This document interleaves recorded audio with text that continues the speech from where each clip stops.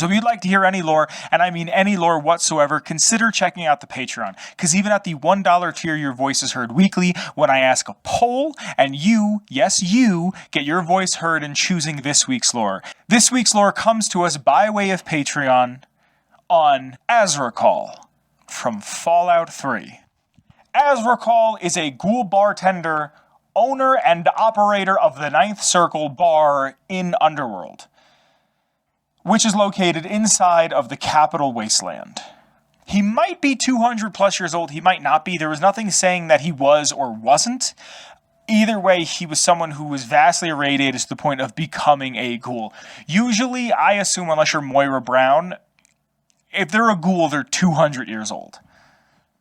He is the shiftiest of shifty businessmen. He's the kind of guy who keeps his ear to the ground at all times for all different things. He knows about things that are happening outside of Underworld, even though he's a ghoul.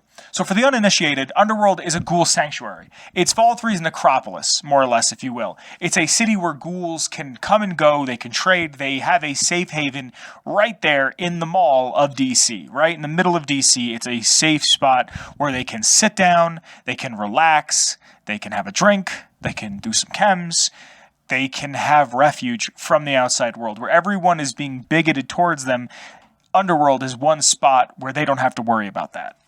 Now, he's a ghoul, like I said, but he's one of the worst in my opinions because he is a slave owner as well. And his slave is a ghoul.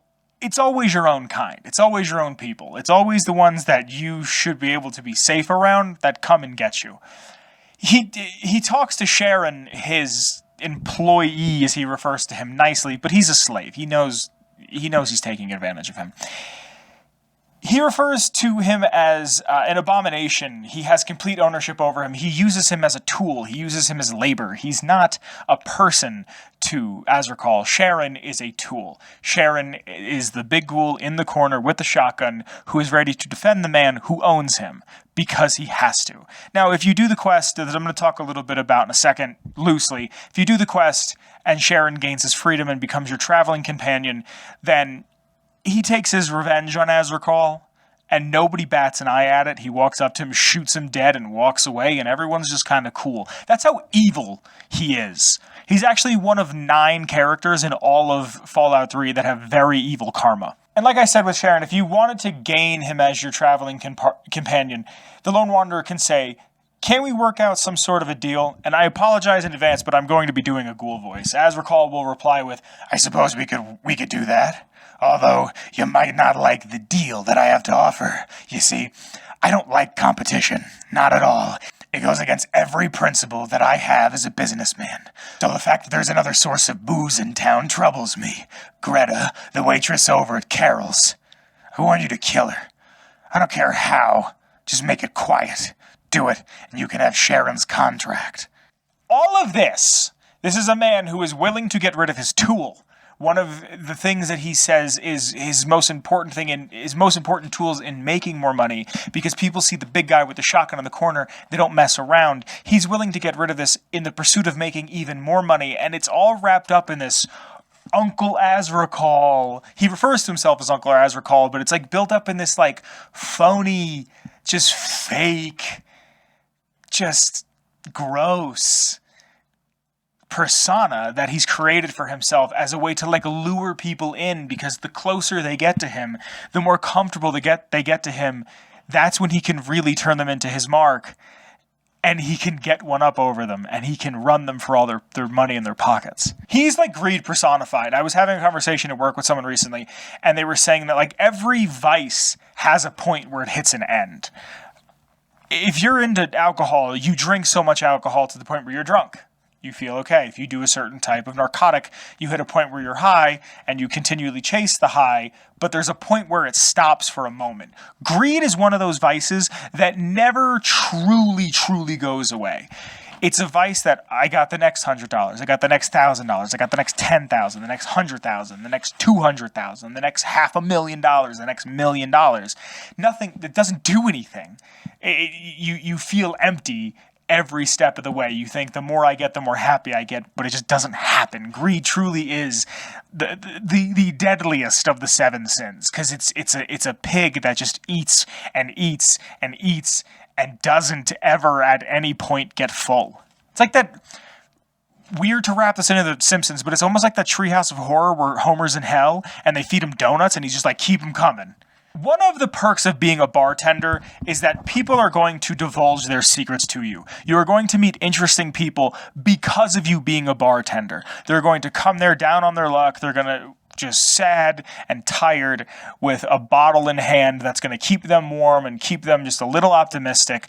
They talk to a bartender. A bartender in America, at least, is much like a priest for a lot of people. It's someone you could come to and just confess all of your sins to. And the only reason he doesn't go around telling people about this is because he knows it would hurt his profits. It's the only reason why he doesn't spread any stories. He understands that if he went around doing that, people wouldn't come to him. But if it wasn't for that, he would be telling tall tales all over town. I actually have a quote from him here. It says, "If I start telling tales about my customers, I would lose all of them." He doesn't care if they're doing well. He likes hearing that they're miserable, because if they're miserable, they'll drink more. He's such a greedy piece of garbage that the Stradivarius violin that you can get for Agatha to complete her quest line, you could try to sell it to him, and when you do, he'll offer you 200 caps, and he'll only give you 200 caps begrudgingly. He doesn't want to give you those 200 caps. He thinks that what you have is pointless. He thinks it is of zero value. He doesn't want it for its historical significance. He wants it because he thinks it would bring more people into the bar because it's the only one left in existence. And then the Lone Wanderer will sell it to him for 300 caps, if you take that up. When the Lone Wanderer offers him 300 caps, Ahzrukhul will say, "Well, it would bring in more people here if I had it on display, I suppose. All right, you got it, 300 caps." Something I want to point out about Ahzrukhul as well is that he's just a slime ball. Like, I hope I'm getting that across.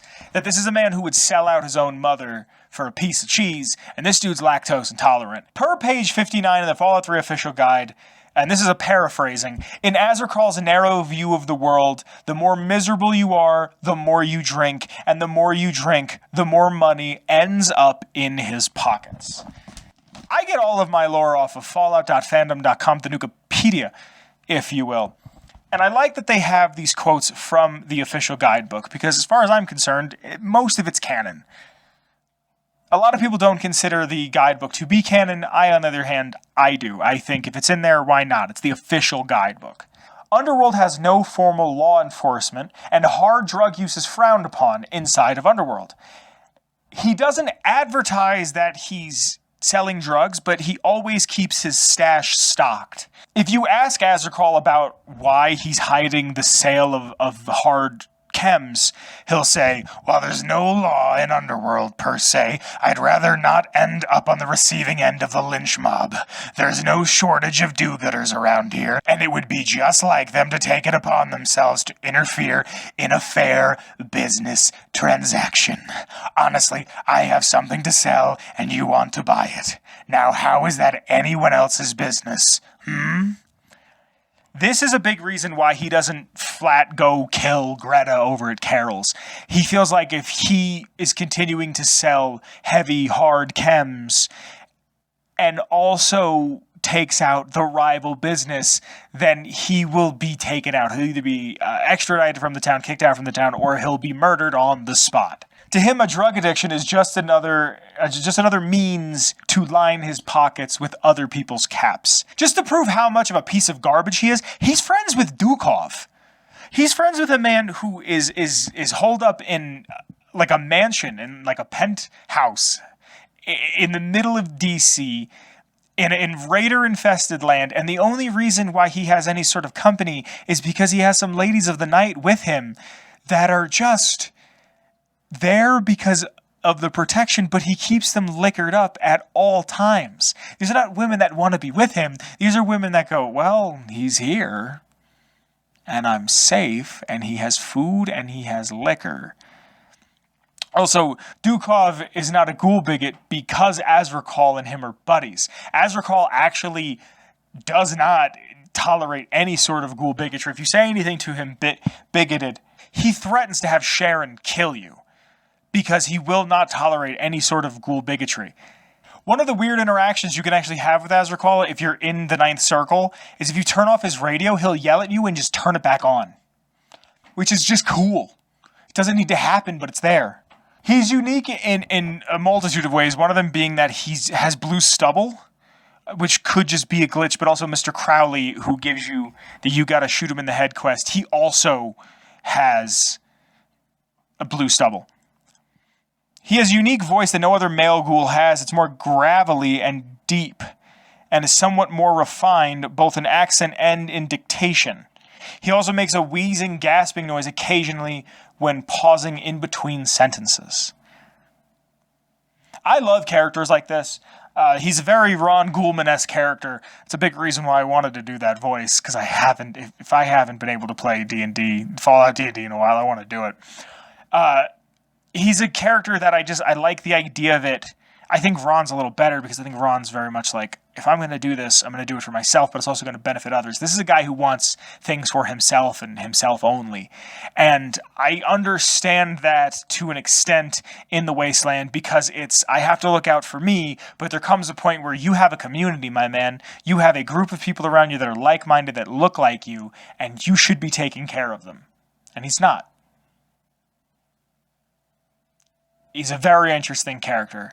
And I hope you've enjoyed it, because that is this week's lore. Hey, wasn't that clip great? Wasn't that a whole lot of fun?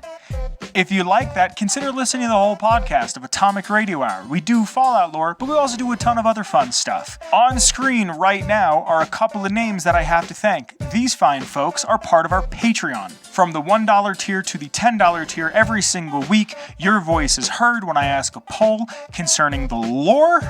And also at the $10 tier, you can watch the podcast episodes get recorded live. I want to thank these fine folks.